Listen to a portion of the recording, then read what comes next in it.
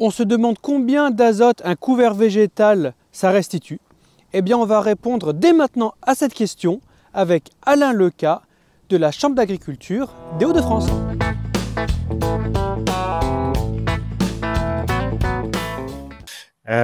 Rapidement, ouais, comme tu l'as dit, je suis conseiller en agriculture biologique de longue date. J'ai fait un petit peu ma carrière là-dessus, orienté très grande culture, système grande culture en Hauts-de-France, et notamment avec une évolution de la bio vers des systèmes légumiers de plein champ, grande culture légumiers de plein champ. Voilà, ça c'est un peu pour les missions. Donc, en tant que mission de conseiller agricole de base, je veux dire, je fais de la référence, des expérimentations, de l'animation de groupes d'agriculteurs.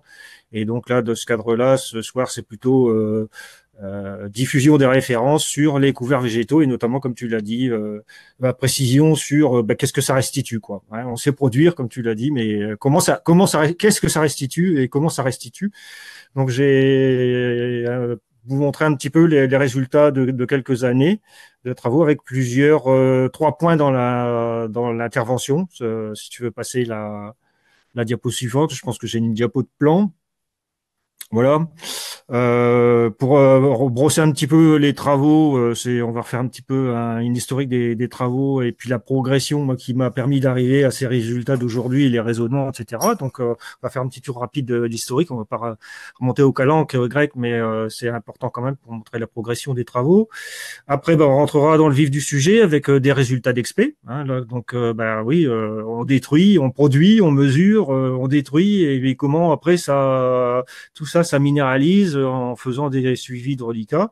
Et puis, on a été jusqu'aux résultats concrets, mesures des cultures, quoi. Et donc, ça permet effectivement de dire réellement ce qu'on consommait comme azote, les cultures, quoi. Et puis après, tout ça, c'est toujours des travaux non-stop qui évoluent, notamment à cause du dérèglement climatique. Là, ça devient, on parle du réchauffement, mais moi, je vis les deux, et c'est plus le dérèglement climatique, moi, qui me pose problème. Je vous fais pas la photo là des Hauts-de-France en ce moment. On est en sécheresse sévère, printanière, pas d'eau depuis février quasiment, à part quelques orages sporadiques. Et donc ça pose des problèmes pour réussir ces couverts, quoi. Donc on travaillera un petit peu les pistes qui pourraient suivre pour ceux qui veulent poursuivre le sujet. Alors les travaux sur le retour de l'historique, ça c'est des choses que certains ont peut-être déjà vues. L'origine des travaux sur les couverts végétaux, c'est au départ un groupe de travail qui était piloté par l'ITAB sur les couverts végétaux, ce qu'on appelait à l'époque les engrais verts. Donc vous voyez, ça remonte au moins avant 2008. Un petit groupe de travail un peu informel avec des gens pleins de bonne volonté dans le cadre des réseaux, que ce soit des réseaux Chambre ou des réseaux FNAB. Et puis il y avait la caution un peu scientifique des techniques d'Arvalis aussi dans le groupe, notamment avec Monsieur Cohan, Jean-Pierre, qui a été à l'origine aussi des premiers travaux là-dessus. Aujourd'hui, c'est Grégory Véricel que tu as fait intervenir, Martin, qui a repris la fertilisation chez Arvalis. Voilà, donc on avait un collègue de la Chambre de la Drôme qui a commencé à nous montrer des travaux, c'est ses premiers résultats, puis qui nous ont mis la puce à l'oreille, parce que il avait fait un essai fertilisation de maïs. À l'époque, je pense que c'est toujours un peu le cas, c'est toujours fertilisé à base de fientes de volaille. Donc la base du haut, c'était une fertilisation de maïs avec 10 tonnes de fumier. Puis il a testé des couverts végétaux en interculture dans l'idée de fertiliser le maïs. Et puis il a semé tout un tas de choses, de la facélie, il avait gardé son témoin évidemment comme comparaison. Puis il a essayé des trèfles, ce que j'appelle des petites graines, et puis par rapport aux grosses graines, aux grosses légumineuses comme les vesses ou les févroles, quoi. Et puis la traditionnelle luzerne qui s'inscrit dans les systèmes bio, qui était souvent une base dans les systèmes de grande culture. Donc il a mis tout ça en suivi, et puis il nous a montré que avec une bonne luzerne ou un bon couvert végétal, on arrivait à faire aussi bien que 10 tonnes de fumier de volaille. Alors, donc là, ça nous a un peu remué le cerveau en se disant, mais alors, on peut produire avec de l'azote de l'air, quoi. Voilà. Donc ça a été un peu le déclencheur des travaux et de ce groupe là de travail sur les couverts végétaux à base de légumineuses. Diapo suivante.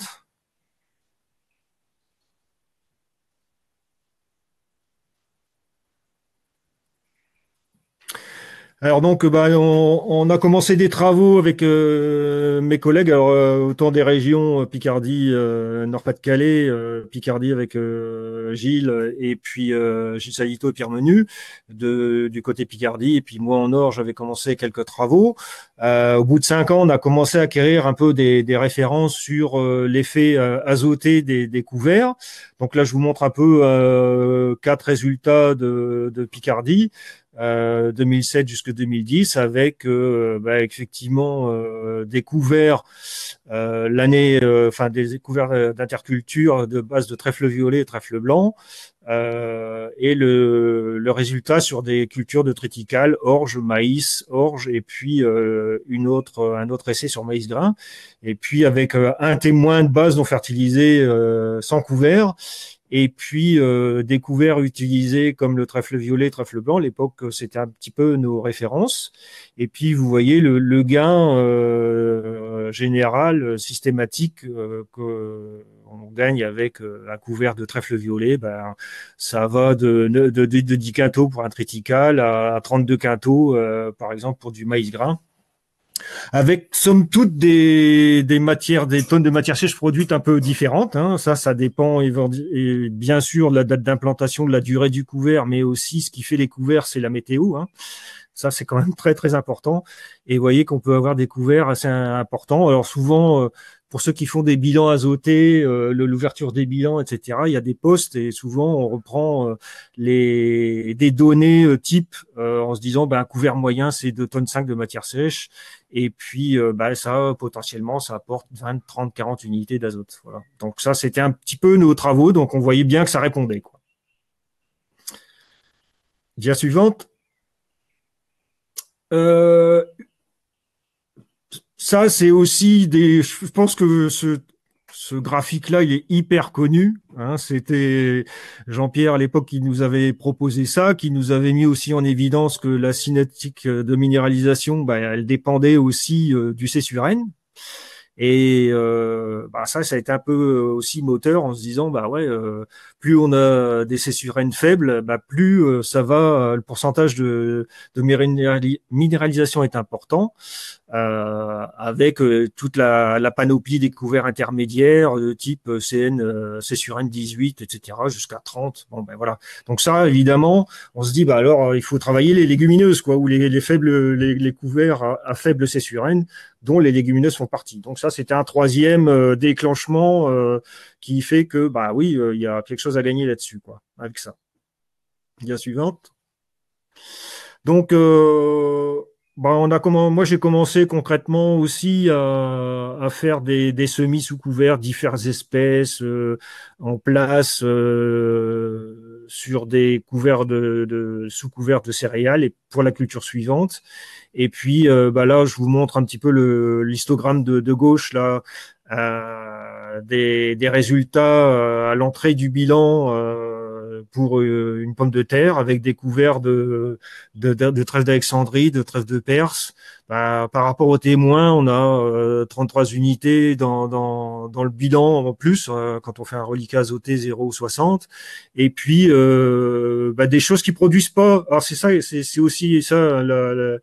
Ce qui est un peu surprenant avec les légumineuses, c'est que c'est pas forcément au-dessus que ça se passe, c'est en dessous, hein, avec les racines. Et effectivement, le mélilot, la luzerne, c'est des grosses racines, donc potentiellement de l'azote sur ce que j'appelle de l'azote sur pied, quoi. Hein, il n'y a pas que les parties aériennes, il y a la partie aussi racinaire.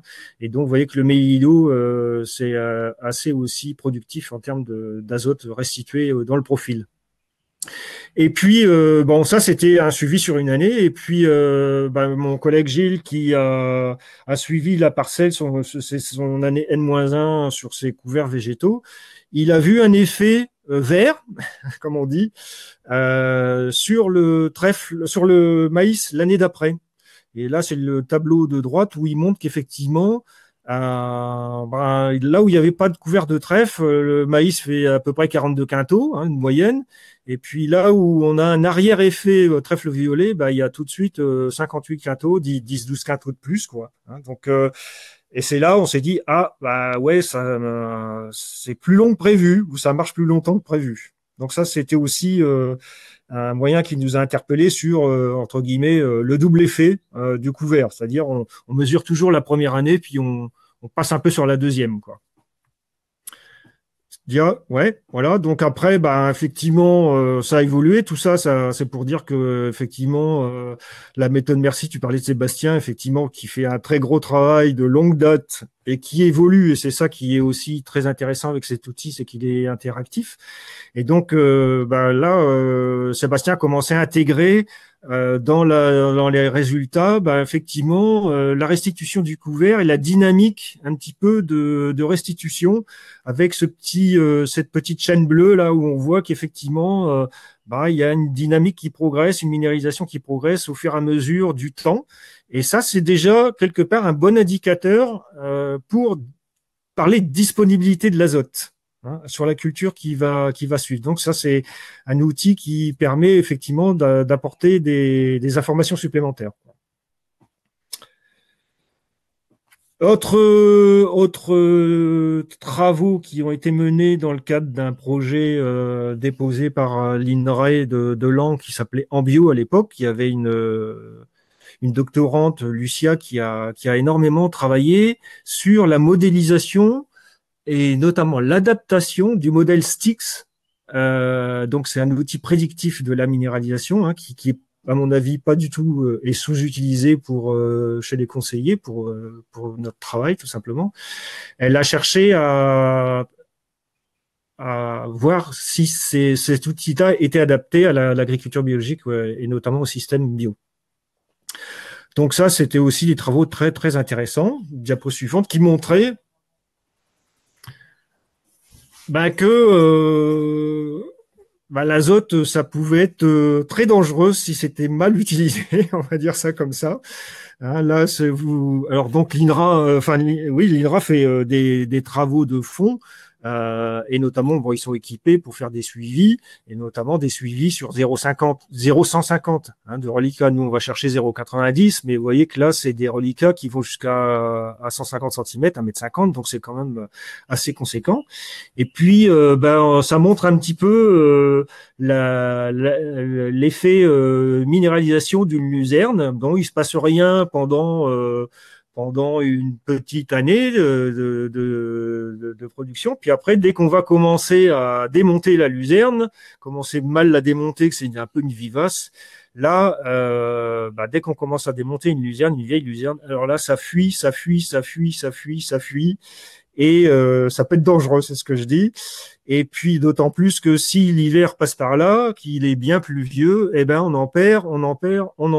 Et là, on s'est dit, oui, c'est dommage, c'est ballot, comme on dit.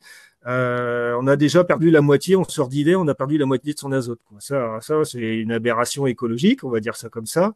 Et c'est là, ça nous a mis aussi la puce à l'oreille, parce que traditionnellement, la luzerne, on fait un blé après luzerne, traditionnellement. On démonte pour implanter son blé, on démonte la luzerne et on fait minéraliser, on arrive à ce résultat-là. Et puis, ça suit encore l'année suivante. C'est-à-dire que l'année suivante, on peut encore perdre beaucoup d'azote pendant l'hiver. Là, on voit novembre, février, mars. Vous voyez, on descend, l'azote descend. Et là, de nouveau, on perd énormément d'azote. Donc là, ça a été le coup de bambou un petit peu pour nous, en se disant, mais on fait n'importe quoi. Ou on l'utilise mal, ou on fait n'importe quoi. Dia suivante. Et donc, pour bien comprendre, ici, on voit février 2015, mars 2015, récolte, novembre, et après novembre 2015, il va y avoir un labour, j'imagine, Ouais, fin d'automne, entrée-hiver, pour pouvoir lancer la succession, quoi. Exactement. Ouais. Et d'autant plus qu'il n'y a pas eu de couvert.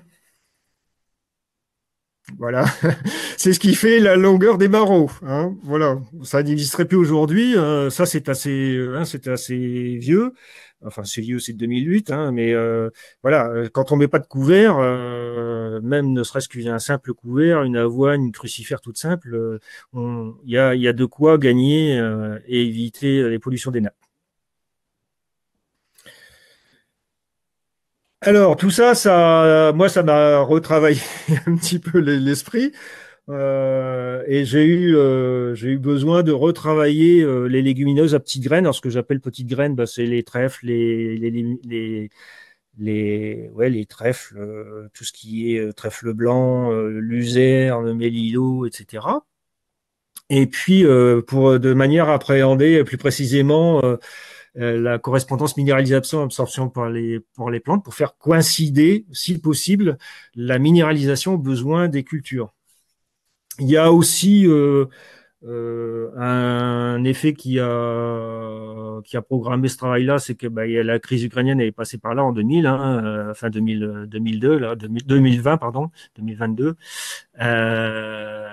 où je me suis aperçu aussi que les engrais, on a vu une explosion des engrais azotés classiques qui étaient calculés sur le coût du pétrole, et puis tiens, les engrais organiques qui suivent la même pente alors que ça n'a rien à voir avec le pétrole. Et là, je me suis dit, les fabricants d'engrais, ils se graissent bien sur la peau des agriculteurs parce que franchement, là, connecter le coût de l'engrais organique au coût du pétrole, c'est un peu gonflé. Donc, comment s'affranchir un petit peu de tout ça? Et le troisième point, c'est que on est passé par la crise, et en fait, on a eu aussi un effet ciseau dévastateur avec des produits en baisse, des coûts, des produits bruts en baisse et des charges qui ont augmenté. Donc, comment on essaye d'économiser un petit peu sur les charges, et donc on va réfléchir de nouveau la légumineuse. Donc là, c'était pour l'historique. Là, on va rentrer un petit peu dans le cadre de suivi d'essai. Et puis, on verra effectivement dans le deuxième essai, où j'ai mesuré effectivement sur 2 cultures ce qui se passe et l'azote absorbé. Alors donc, pour faire correspondre un petit peu mieux les besoins des cultures, cet aspect minéralisation, j'ai travaillé un petit peu la date de destruction des couverts de légumineuses pour justement essayer de caler cette minéralisation aux besoins des cultures. Alors donc, je vais vous montrer un peu les résultats de ma première expé de 2021, hiver 2021-22. Alors, l'objectif, c'est de quantifier la productivité, je l'ai dit, de différentes légumineuses en entrée d'hiver, semées sous couvert d'une céréale, c'est le propre de la bio, au printemps. Puis après, on mesure l'azote capté par les parties aériennes, méthode Merci.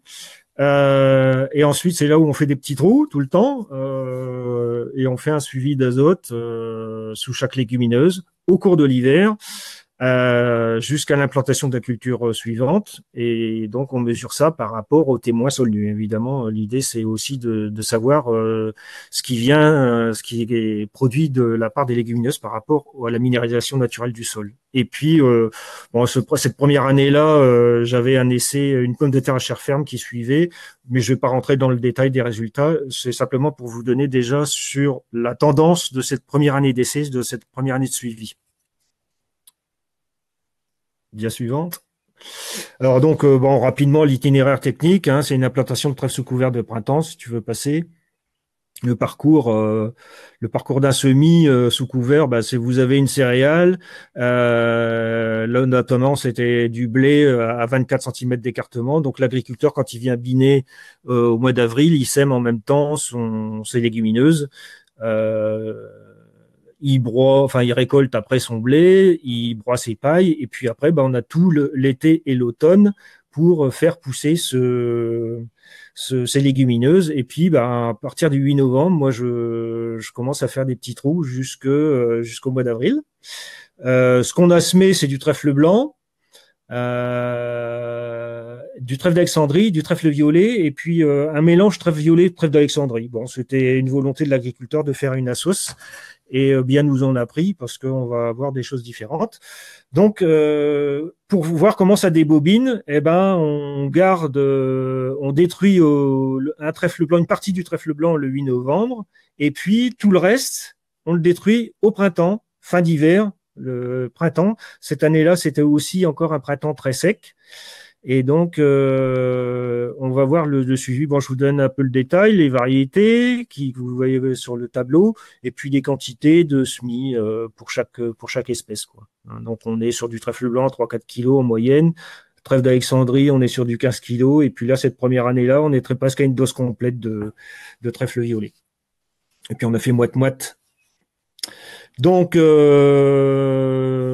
pèse les trèfles au 8, méthode Merci. Donc c'était pas un automne très favorable, plutôt frais, même un mois de septembre plutôt frais. Donc vous voyez, comme je disais tout à l'heure, on est sur des tonnages de matière sèche traditionnels, c'est-à-dire du 2,9 pour du trèfle blanc, trèfle violet un petit peu déçu, trèfle d'Alexandrie, oh bah mince, quand on est venu 0,6, bah il y a quasiment plus rien, et puis la sauce un petit peu intermédiaire, 1,3. Alors pourquoi 0,6 sur un trèfle d'Alexandrie? Parce qu'en fait c'était un monocoupe.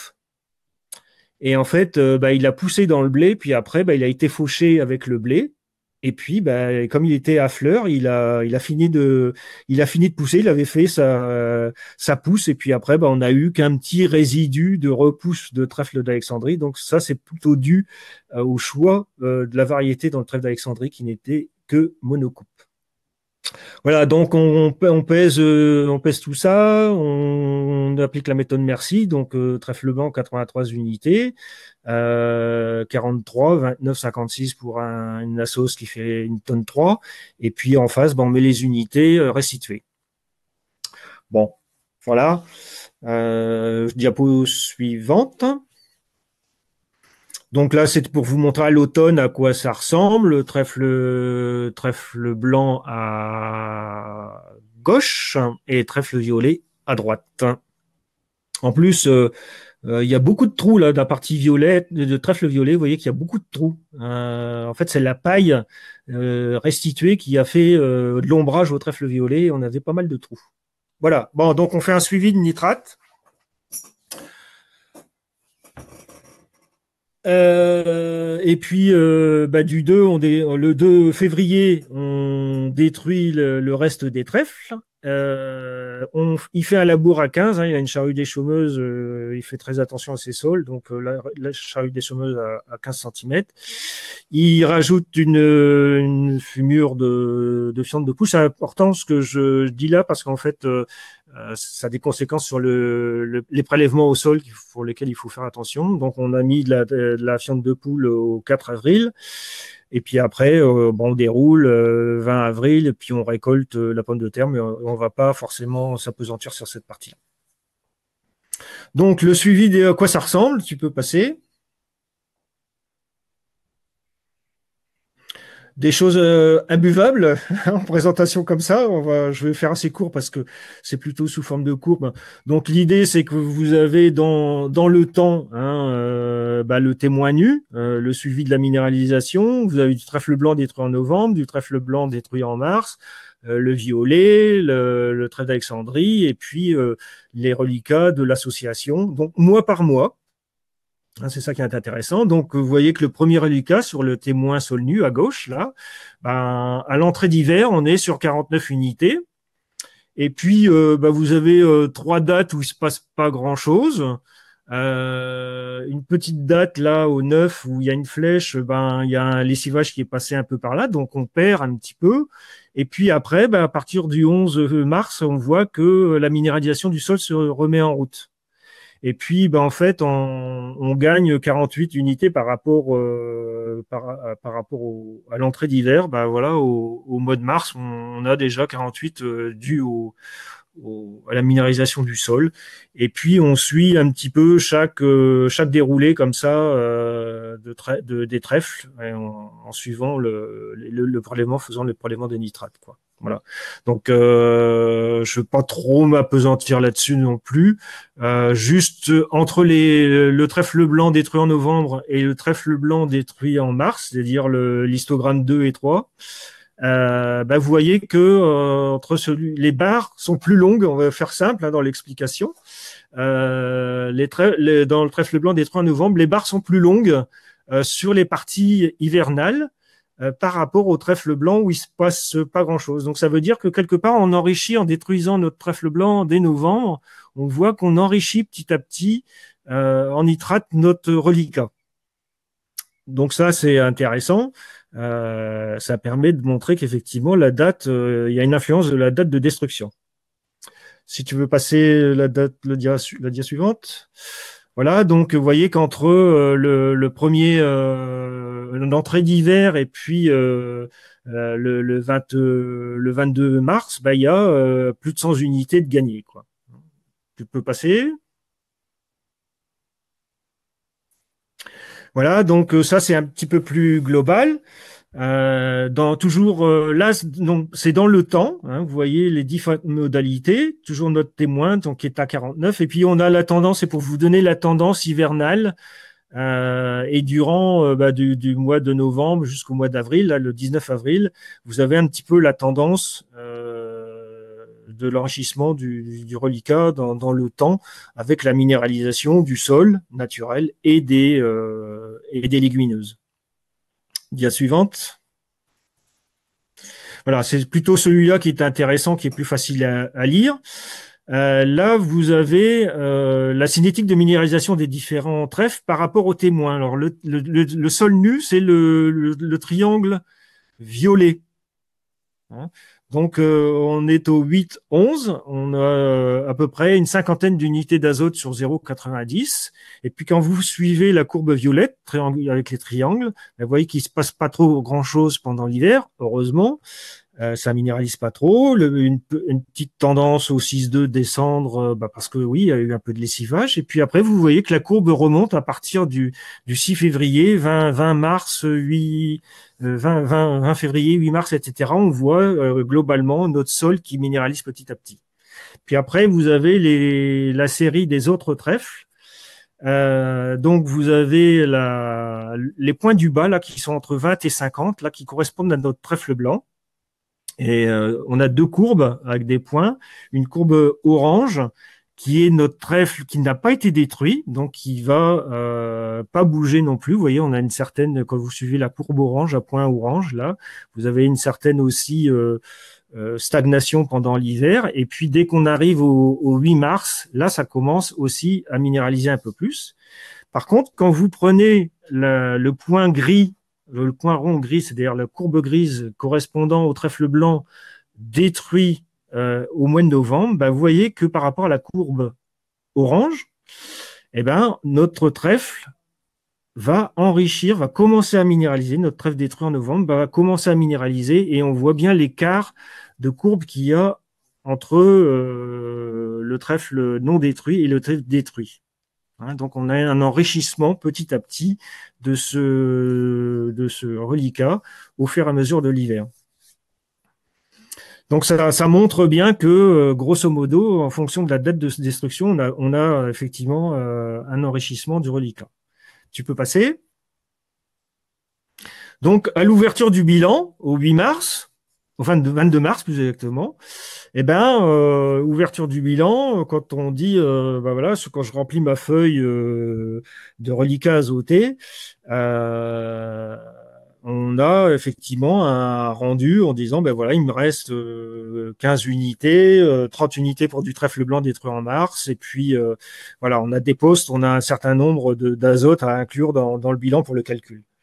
Donc voilà, on voit qu'effectivement, notre trèfle blanc détruit en mars, il démarre vite quand même et en fait entre le trèfle blanc détruit en novembre, on a perdu un peu d'azote, mais voilà, tout ça c'est pour dire qu'effectivement c'est entre 15 et 30 unités d'azote, ce qui correspond à peu près au poste des bilans qu'on a l'habitude de cocher quand on remplit son bordereau.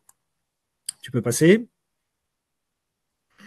Voilà. Alors donc les premières conclusions de cette année-là, c'est que effectivement j'avais constaté une variabilité importante. Vous voyez les courbes, on a des points à toutes les hauteurs. Donc évidemment, c'est qu'il y a une variabilité importante des reliquats dans le temps pour une même modalité.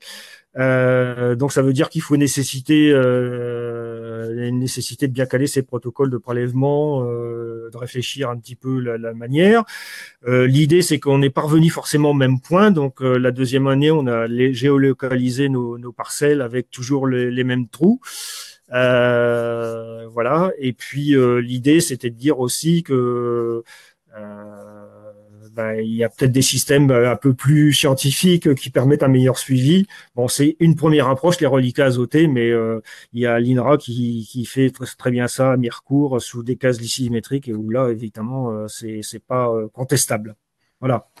Donc, face à ça, sur cette première année, j'ai essayé de remettre ça en place pour un deuxième essai, si tu veux bien passer.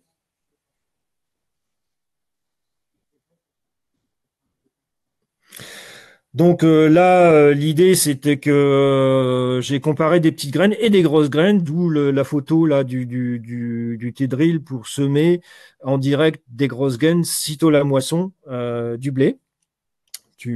Et donc, ce que vous voyez à côté, c'est le résultat d'un semis de Févrole-Vest, qui était une des modalités semées au T-drill.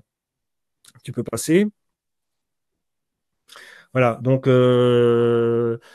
l'idée du parcours, c'est toujours faire coïncider, et donc on sème sous couvert nos petites graines, et puis je suis revenu sitôt la moisson au 1er août semer en direct mon mélange au pois févrole, et puis rebelote, entrée d'hiver, reliquat, un par mois. C'est un escourgeon qui va suivre. On a arrêté les reliquats au 15 avril, récolte le 19, et après j'ai continué à suivre les reliquats et j'ai mesuré à l'entrée d'hiver le colza qui sera récolté cette année. Et donc là, c'est bien 2 années de cultures qui se suivent, escourgeon, le résultat sur escourgeon, et ensuite colza, entrée d'hiver. Donc la photo du bas, je vous dis pas où est le témoin, sans azote. Par rapport à une modalité où il y a eu des légumineuses, on voit déjà l'escourgeon qui est en train des pieds. Dia suivante. Voilà, ce que j'ai fait, c'est du semis en bande. Après, on est venu moissonner des micro-parcelles en perpendiculaire pour faire une stat. Mais bon, voilà, c'est des témoins en bande. Ce qu'on a fait en grosses graines, c'est de la févrole pois fourragé avec les quantités que vous voyez.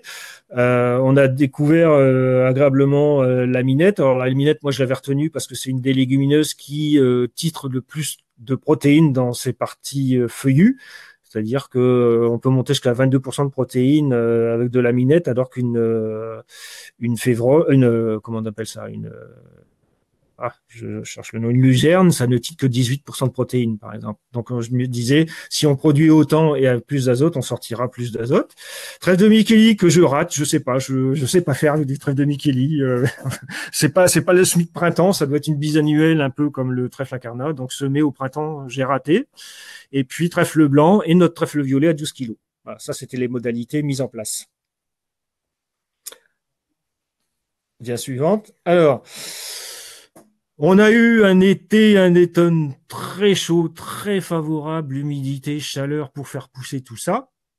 Et donc, ça vous montre un peu le tonnage qu'on a sorti à l'entrée d'hiver, à la sortie de l'automne, là, quand on a fait nos pesées.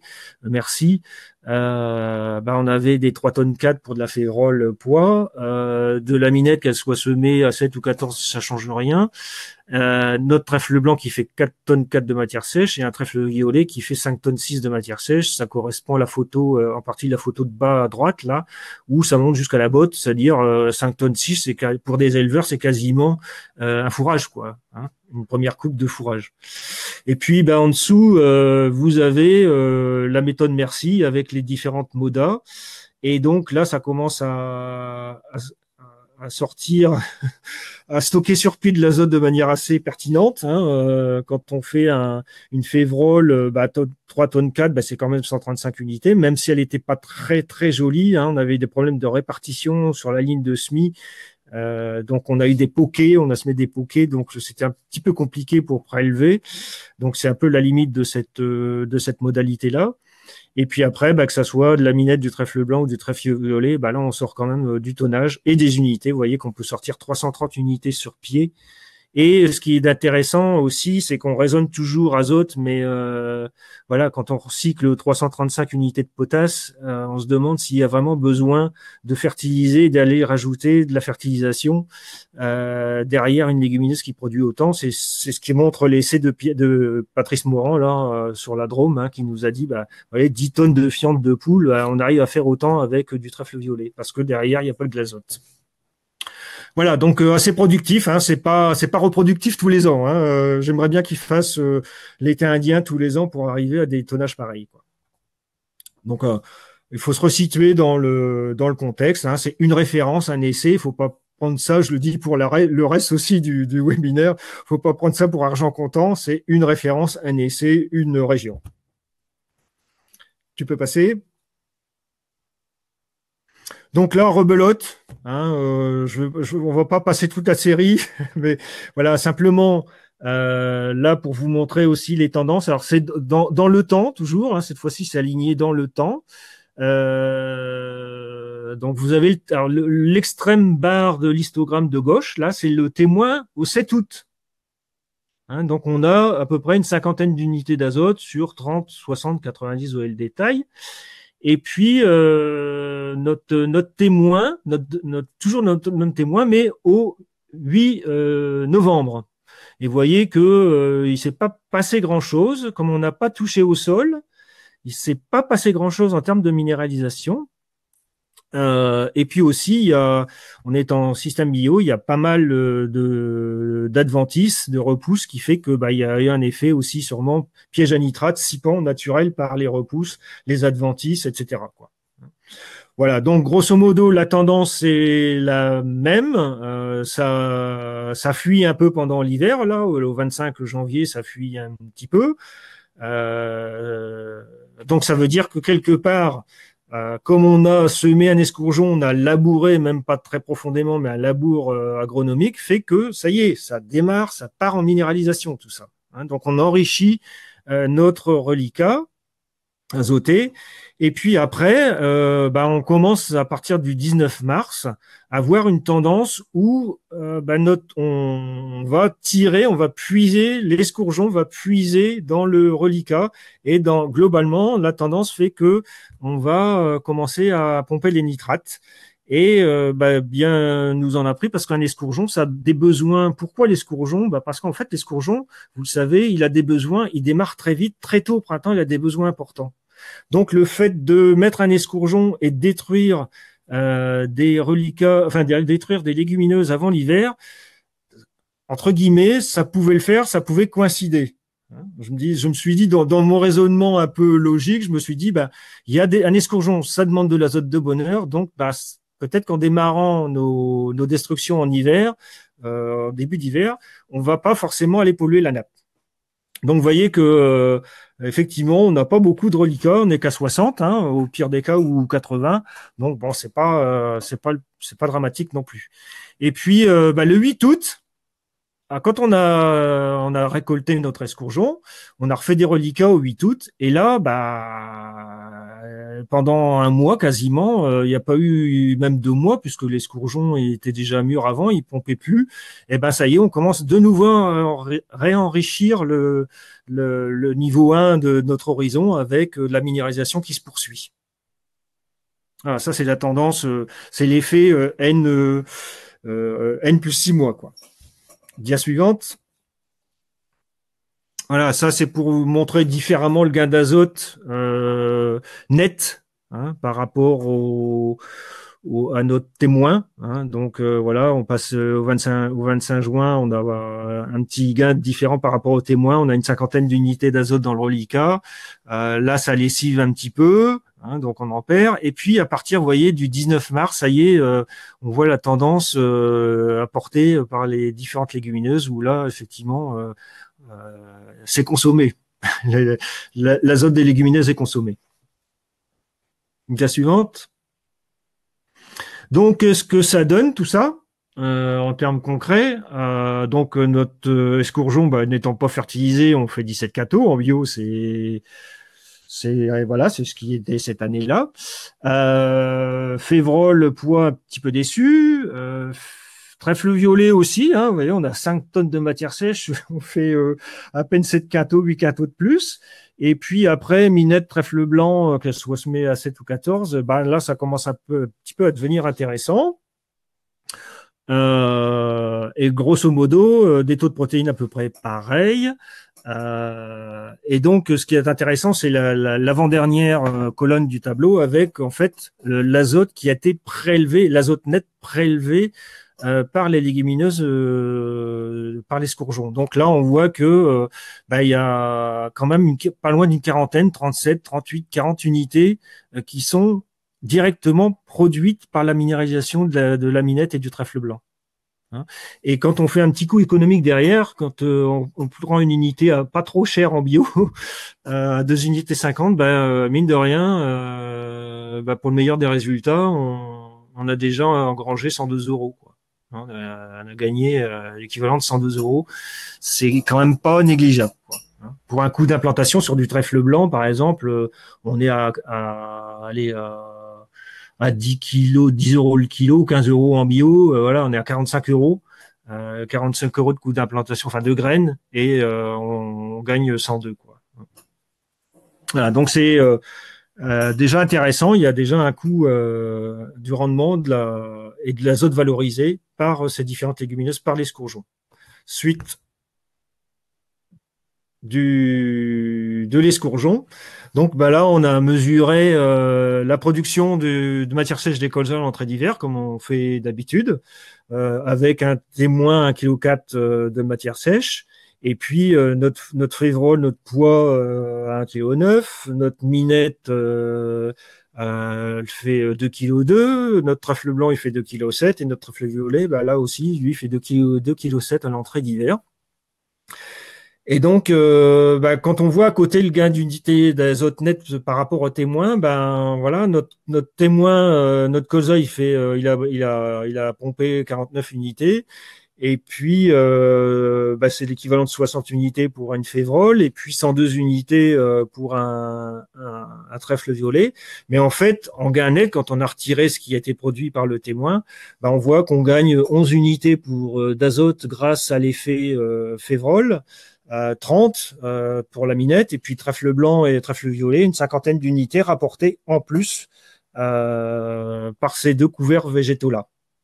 Et puis c'est ce gain net là, moi je l'ai trouvé sous-valorisé, parce qu'en fait on avait, comme on est en bio, notre colza était pas mal couvert de repousses d'escourgeons, de nouveau un peu de vivaces. Donc, il y avait déjà au moins en plus 15 à 20 unités de pompées par les repousses d'escourgeons et les vivaces, ce qui était pour moi un minimum, je pense. Quoi. Hein, donc, on peut dire qu'on a sous-estimé un peu l'effet qui se coule de ce couvert, de cette deuxième saison, de cette deuxième minéralisation de couvert. Diapo suivante. Alors, réellement, voilà, qu'est-ce qu'a pompé, qu'est-ce qu'a libéré, qu'est-ce qui a été utilisé en réel par nos deux cultures en fonction de nos couverts de légumineuses. Effectivement, on considère que sur l'escourgeon, tout ce qui est en bleu, c'est ce qui concerne l'escourgeon, auquel on ajoute ce qui a été permis par le colza, et vous voyez que dans le meilleur des cas, par exemple notre trèfle blanc, il a bénéficié, notre trèfle blanc a permis de piéger à peu près 80, presque 90 unités issues de la minéralisation de ce couvert. C'est à peu près 70 unités, un peu plus de 70 unités pour le trèfle violet, et puis un petit peu moins de 70 unités pour la minette, quoi. Donc voilà, ça c'est du net de chez net. Voilà, un couvert qui a bien produit, c'est pas loin de 80, entre 70 et 80 unités d'azote pour ces deux cultures, quoi.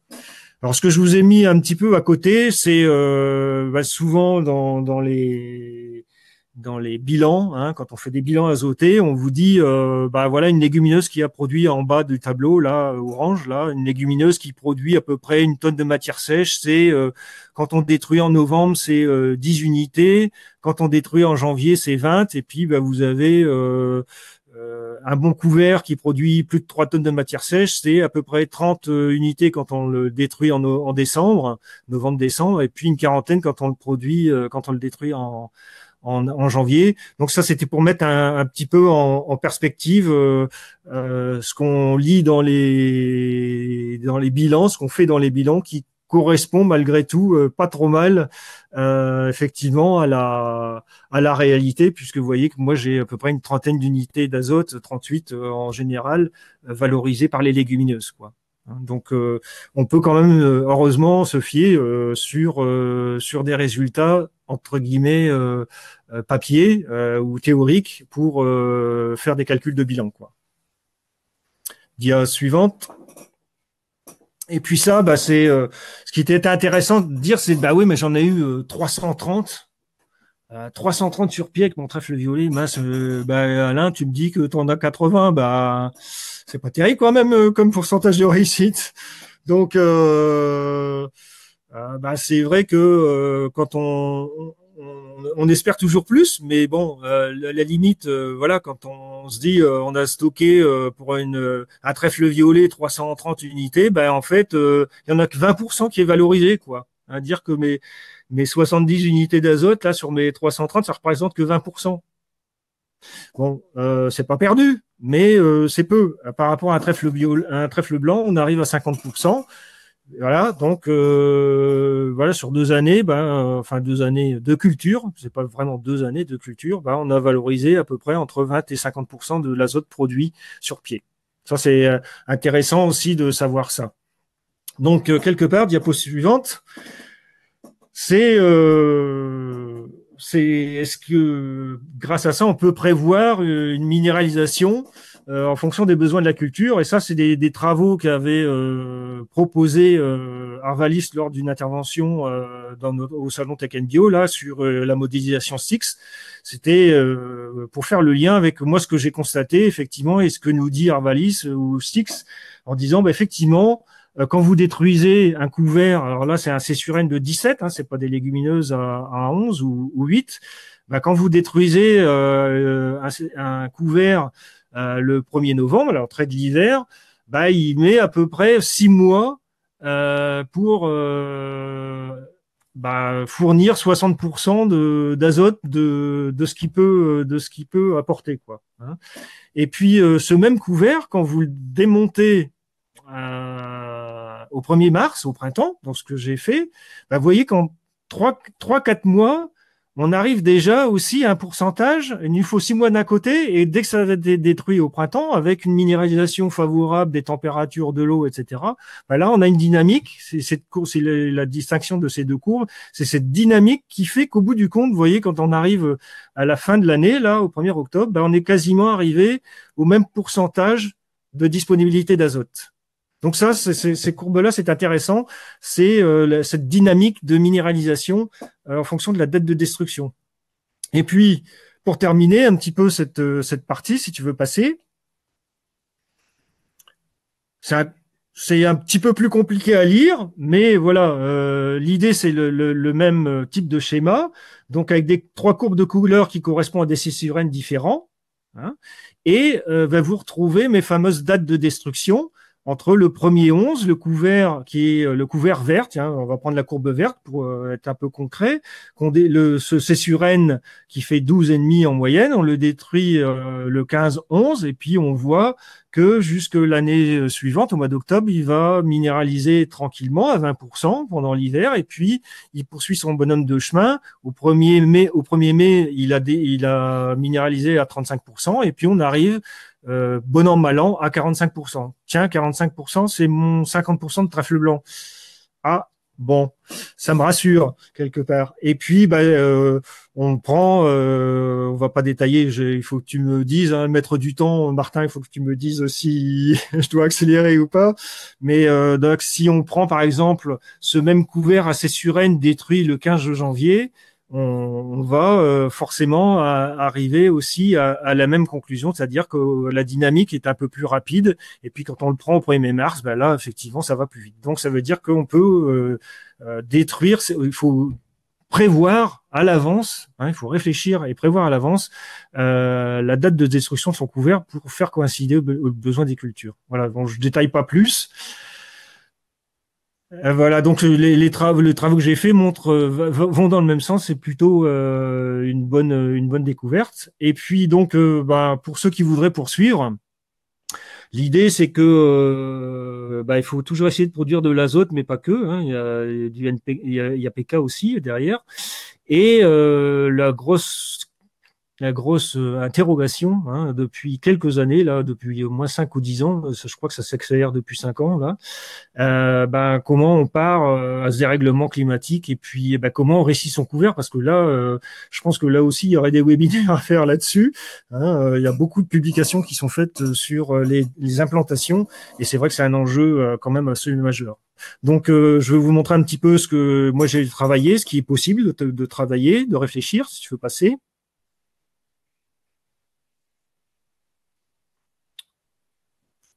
Tu peux passer la dia, si tu y arrives, voilà. Donc il y a des choses qui sont assez anciennes, on va dire ça comme méthode, mais que je vois toujours pas utiliser. C'est les fameux couverts, les semis sous couverts à l'automne dans des céréales. Et l'idée, si tu veux revenir à la diapo d'avant juste un petit peu. Voilà, c'est simplement pour vous montrer que on peut semer des couverts à l'automne. Là, en l'occurrence, le trèfle incarnat que j'ai semé en même temps que du blé, qui mûrit plus vite que le blé, la photo du bas, et qui va se ressemer au cul de la batteuse. Et puis, vous voyez la troisième photo de droite où ça s'est ressemé sous couvert de mulch de paille, et on a à l'automne un petit couvert. Alors là, on l'a démonté avant parce qu'il y avait des vivaces à gérer, donc l'agriculteur a préféré détruire le trèfle incarnat, mais il aurait pu le laisser pour faire un couvert jusqu'à l'entrée d'hiver. Ça, c'est la méthode berceau. Donc, ça a été semé à 5 kilos. Après, il faut choisir sa date de semis. Il faut trouver la bonne date de semis, puis aussi les bonnes quantités. Dia suivante. Je crois que c'est la dernière, me semble-t-il. Voilà, donc l'idée c'était comment on gagne en productivité, comment on réussit son couvert. Et donc là, effectivement, c'est travailler la date de semis surtout, et puis l'espèce qui correspond à son territoire. Voilà, les travaux. C'était peut-être un peu long, mais Non, très très bien. j'ai accéléré au fur et à mesure que. Non, moi, en tout cas, ça va très bien. C'est très technique, c'est intéressant. Donc, quand c'est aussi bien, on a tout notre temps. Hein. Super. En tout cas, je te remercie. J'invite ceux qui nous regardent à poser leurs questions dans le chat. Hop là. Je regarde le chat. Ouais, donc, j'ai une question, mais elle manque de contexte. Je vais attendre que la personne repose sa question. Mais donc, je vais te poser en attendant quelques questions, Alain, si tu veux bien. Oui. Est-ce que tu as eu vent de travaux similaires aux tiens dans des contextes plus conventionnels avec des écosystèmes plus dopés à l'azote minéral, quoi? Non, c'est vrai que c'est pas une pratique. Les semis sous couvert, c'est pas une pratique. C'est une pratique très bio, mais pas très conventionnelle. Quand j'étais dans le Nord avec mon collègue Pierre Mortreux, l'agronome, on a essayé de reproduire cette technique-là. Effectivement, et et au départ, en fait, pour réussir ces semis sous couvert en agriculture conventionnelle, il y a 3 facteurs à gérer. C'est la densité de semis du blé, parce qu'il faut de la lumière. Et il faut de la lumière pour que le trèfle puisse espérer vivre. Il y a le facteur azote à gérer. Il ne faut pas notamment partir trop vite en azote pour déclencher du talage et étouffer le trèfle. Et puis, il y a les phytos. Nous, on n'a pas de phyto, donc on se pose pas de problème de gestion de résidus ou de phyto. Donc, il y a ces 3 problèmes-là à gérer, ce qui fait qu'on a réfléchi autrement sur des semis à la volée avant moisson, ce que vous retrouvez à travers des webinaires que vous faites par exemple à GoTransfert ou d'autres. Et pour moi, c'est la seule alternative possible, c'est les semis juste avant la moisson, à la volée. Et là, il y a pas mal de travaux. Hop, j'ai mes volets qui descendent automatique là. Pardon. Et donc, il y a que cette technique-là qui a été qui peut être transférable en bio, quoi, en conventionnel, pardon. Ok. Donc, Et, Agrotransfert a beaucoup travaillé ça. Et donc, entre autres, on a aussi des travaux, nous, je pense que vous retrouvez ça sur les sites des chambres d'agriculture des Hauts-de-France, hein, où on a des références sur de la productivité en semis sous couvert de céréales en conventionnel. Ouais.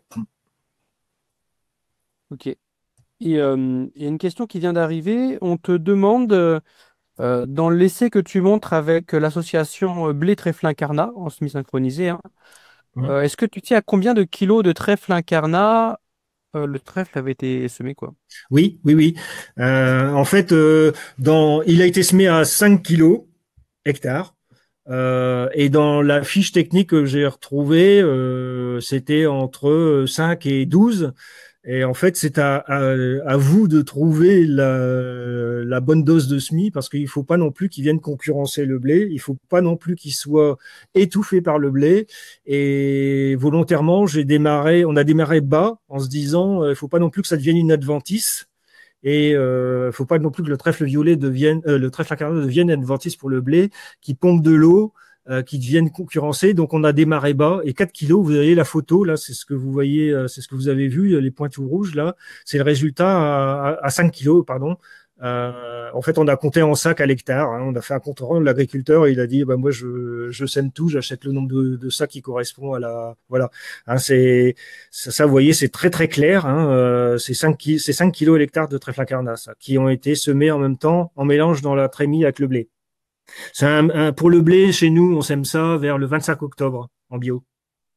Parce que donc on a une bonne profondeur de semis pour le blé, par contre le trèfle a peut-être été terré un peu profond, non, j'imagine. Alors oui, bah, effectivement, Hein. c'est bon. Le trèfle incarnat, il est plus gros, c'est une des plus grosses graines quand même, mais il est semé à 2 centimètres. Oui, alors qu'on préconise des semis à 0,5 ou 1 centimètre pour des petites graines, quoi.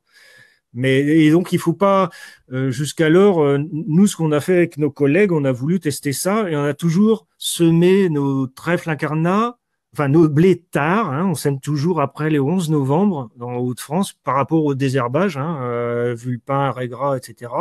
Et en fait on se heurte à chaque fois, on le savait, hein, mais on sème pas des légumineuses en hiver non plus, quoi. Donc Ok. il faut vraiment anticiper. Il faut que ce trèfle, il ait sa première feuille trifoliée avant les grands froids, quoi. C'est toujours ce qu'on dit. Ça, c'était les préconisations du GNIS. Une légumineuse, ça doit avoir sa première feuille trifoliée à minima pour passer l'hiver et les grands froids, quoi. Donc il faut, en fonction de votre région, ajuster la date de semis. Donc moi, je pense qu'il faut démarrer au 15, entre 10 et 15 octobre, quoi, pour dire avoir un trèfle incarnat bien implanté. Et toujours sur ces céréales associées avec une légumineuse, quand on sème la légumineuse au printemps, donc mettons par exemple un trèfle, hein, une légumineuse au printemps dans le blé, euh, il fait sec. Donc, qu'est-ce que tu recommandes pour limiter les risques que ça échoue, au-delà du fait qu'il pleuve, mais plus largement, tu recommandes comme date de semis, méthode d'implantation Ah, ouais. pour mettre un maximum de chances de Ben côté, oui. modulo le climat, bien sûr, quoi. Ben c'est bien pour ça que je vous ai posé la question. Je vous ai suggéré, tu peux passer la diade après, s'il te plaît, juste parce que j'ai pas eu le temps. En fait, l'idée, c'est que, oui, comment on le réussit avec ce dérèglement climatique? C'est que, en fait, moi, j'avais dans l'idée, on a tous dans l'idée qu'une légumineuse, ça doit être semé dans des conditions, une graine de légumineuse, pour qu'elle germe, elle doit germer dans des conditions chaudes et humides, hein, pour que ça lève vite et bien. Et en fait, voilà, c'est la photo de gauche. J'ai vu un webinaire fait par des Québécois. Je me suis paluché quelques webinaires pendant l'hiver. Et puis, ben, voilà, c'est là où ça m'a interpellé. J'ai vu les Québécois qui se mettent des trèfles blancs au moment du dégel, voire dans la neige. Hein, ça s'est semé même pas au RTK, mais voilà, il a semé sa petite graine dans la neige. Imaginez. Enfin, moi, ça m'a fait bondir. Je me suis dit, mais alors, Alain, tout ce qu'on raconte, c'est un peu n'importe quoi. Donc, l'idée, c'était de dire, bah, donc, une petite graine de légumineuse, ça sait attendre des conditions meilleures. voire on peut la semer dans des conditions complètement défavorables. Elle attendra des jours meilleurs et elle va finir par germer. Et ça, c'est ce que j'ai constaté. C'est la photo du milieu. C'est 3 dates de semis différentes. Et j'en suis à avancer ma date déjà. Hein, tu parlais de la date de semis pour moi. Bah effectivement, ceux qui ont semé en février, ils ont réussi leur semis à la volée, dans le plus simple appareil, à la volée, hein, le plus simplement du monde, parce qu'il y a encore eu un peu d'eau en février, assez d'humidité pour faire germer les choses. Les dates de semis d'avril, aujourd'hui, la graine elle est toujours telle quelle. Bon, ce que je préconise, c'est forcément un semis au semoir en céréales. Enterrez votre graine. C'est fini ça, les semis à la RC trille, avec les semoirs sur la RC trille à la volée, on passe un coup, voilà, la graine, elle tombe, elle fait ce qu'elle peut, parce qu'avant on avait toujours de l'eau. Aujourd'hui, tout ça, c'est cause d'échec. Et moi, ma préco aujourd'hui, c'est on sème, on fait un vrai semis digne de ce nom, c'est-à-dire qu'on enterre la graine à 0,5 ou 1 centimètre au mois dès qu'on peut sortir d'hiver, parce qu'on ne sait pas ce qu'on va avoir ou ne pas avoir après. Donc plus tôt, c'est le mieux. Donc, j'imagine. Là, oui, j'ai bien mon micro ouvert. Oui, donc un petit peu avant épi 1 centimètre pour éviter de faire trop de casse, j'imagine, avec le tracteur, si on a des épis qui sont fort décollés, quoi, non? Ah bah à mon avis, tu sèmes ça sortie d'hiver, c'est-à-dire t'es à mi-talage. Même épi 1 centimètre, c'est trop tard, parce que nous, épi 1 centimètre, c'est 10 avril, hein, sur des semis tardifs en Hauts-de-France. On est au 10 avril, au 10 avril, moi j'ai pas d'eau là, j'ai pas d'eau depuis le mois de février, j'ai pas d'eau quoi. Donc j'ai semé, il faut semer dans la fraîcheur dès qu'on peut, en sortie d'hiver. Dès que c'est roulable, on va dire ça comme ça. Ou si c'est pas roulable, ben, c'est à la volée, mais il faut semer dans l'humidité très tôt. Et la graine, et il a, pour vous dire, il a gelé à des -3, -4 sur des graines de légumineuses qui étaient en train de germer. Et elles sont là. Donc, elles supportent plus qu'on ne croit, quoi. Enfin, personnellement, je croyais. Ok. On vient de m'envoyer une question par SMS. Donc, tu as fait l'association blé trèfle incarnat. Qu'est-ce que tu penserais de faire cette même association, mais avec un blé trèfle violet dans le but de faire une prairie temporaire par la suite, quoi? Après Bah, le blé, je veux dire. oui, bah oui, ça c'est le traditionnel des semis de prairies sous couvert, effectivement, ouais.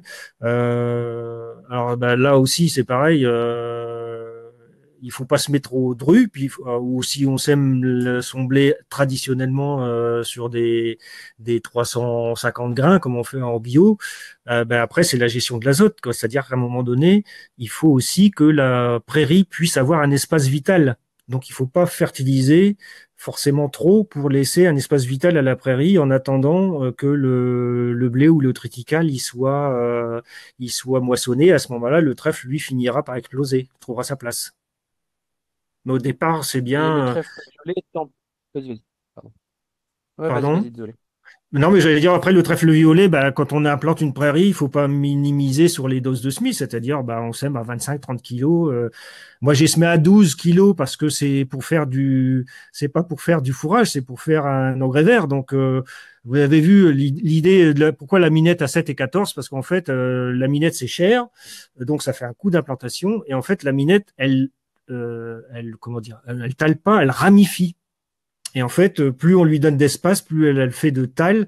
Et en fait, en mesure de matière sèche aérienne, vous voyez qu'on arrive au même résultat en termes de production d'azote, quoi. Donc, faut semer sa prairie sous couvert de céréales aux doses qu'on le ferait en sol nu, quoi.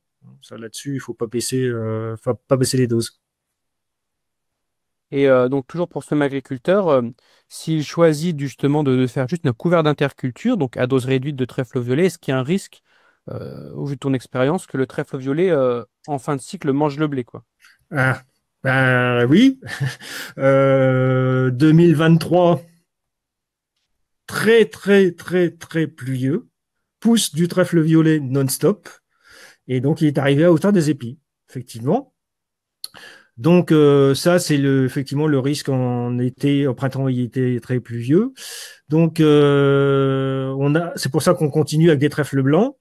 On a arrêté un peu le trèfle violet parce que le trèfle blanc monte moins haut, c'est pas toujours évident non plus. Je travaille actuellement sur les variétés de trèfle blanc très nains, hein, type Avalon, Colfin, etc., qui sont beaucoup plus nains que les Huya et Rivendell et les autres trèfles modernes, là, qui sont capables d'aller jusqu'aux épis, mine de rien, quand les années sont très pluvieuses. Donc, l'agriculteur là, qui ont fait les essais, on travaille beaucoup avec la minette, parce que la minette est une plante compagne moins agressive que le trèfle violet. Et en fait, pour les éleveurs qui connaissent peu la minette, c'est une plante non météorisante. Donc, par rapport à un trèfle violet, je trouve que c'est plus intéressant de produire de la minette dans les sols profonds. Attention, hein, la minette, c'est réservé un petit peu au sol profond parce qu'elle est non météorisante. Donc, et elle est moins agressive, elle monte moins haut que le trèfle violet. Moins de risques avec cette espèce-là. Ok. J'ai une autre question sur les cinétiques de minéralisation. Euh, Peut-être je vais retourner sur ce graphique. Euh, on a une cinétique de minéralisation suivant le C sur N. Oui. Est-ce qu'on peut imaginer qu'un sol très sableux aurait une minéralisation plus rapide et un sol très lourd une cinétique similaire mais retardée dans le temps? Parce que euh, sur ce type de simulation, qui confirme ton observation terrain, enfin ton observation terrain plutôt confirme la simulation, euh, et donc ça renforce sa pertinence, mais sur ce diagramme n'apparaît pas le type de sol. Alors, c'est une vraie question. Ça, c'est vraiment intéressant, effectivement. J'ai pas montré, j'aurais pu en montrer un autre là de graphe, mais en fait, euh, comment ça s'appelle, Grégory nous disait qu'en fait, c'est plus le C sur N qui prime par rapport au type de sol et aux températures. C'est Ok, plus le C sur N qui prime sur la vitesse de minéralisation que le type de sol ou les conditions, on va dire, pédoclimatiques. ok. C'est-à-dire que plus mon Information C très sur N intéressante. sera bas, c'est-à-dire du 11, du 10, du 11, du 12, plus vite ça minéralisera par rapport à C sur N de 17 intermédiaire, comme vous voyez sur le graphique là ici, quoi. Donc c'est vraiment le C sur N, le rapport carbone sur azote qui fait la dynamique de minéralisation. Alors évidemment, si on prend un sol sableux à 75% qui réchauffe encore plus rapidement, j'imagine que là, on va aller un petit peu plus loin. Mais c'est pas évident, d'après ce que dit Arvali, c'est pas évident. C'est plus lié au C-N. Ok, ok. Très intéressant. Alors je regarde si j'ai d'autres questions qui m'arrivent. Là, non. Là, non. Là, non plus. Hop là. Eh bien, je n'ai pas de questions en plus pour toi, Alain. Donc, j'arrête le partage. Peut-être un mot de la fin, si tu veux bien, pour conclure, quelque chose que tu voudrais souligner, un message que tu voudrais passer. Bah écoute, bon moi comme je te disais au début, j'arrive un petit peu en fin de carrière, mais malgré tout, il y a toujours à travailler là-dessus et notamment moi ce qui me tracasse, ce qui tracasse les agriculteurs, c'est le dérèglement climatique. Donc là, on en est à travailler sur les dates de semis et comme le dit souvent les organismes les organismes un petit peu techniques type Arvalis ou Terrinovia, bah, à un moment donné, il va falloir travailler des ruptures, comment on appelle ça, des scénarios de rupture par rapport à ce qu'on faisait avant. C'est-à-dire que je prends l'exemple pour la févrole, hein, la févrole de printemps, ça devient compliqué. Ben, la févrole de printemps, maintenant, là, c'est en hiver. Enfin, en Haute-France, je vais parler pour ma région, hein. Donc ça, c'est ce qu'on appelle du scénario de rupture. Et ça, c'est d'autant plus important que, effectivement, c'est compliqué parce qu'on maîtrise rien du tout. On maîtrise de moins en moins ce qu'on savait faire avant qui marchait à tous les coups dans toutes les conditions. Aujourd'hui, ça devient aléatoire. Et donc, il va falloir un peu se gratter la tête pour aller trouver autre chose et travailler autrement. Et comme je dis, essayer des choses nouvelles, quitte à ce que ça soit un peu aberrant. Vous voyez, moi, le trèfle blanc se met au mois de février dans la neige. Non, c'est pas dans mon schéma de fonctionnement.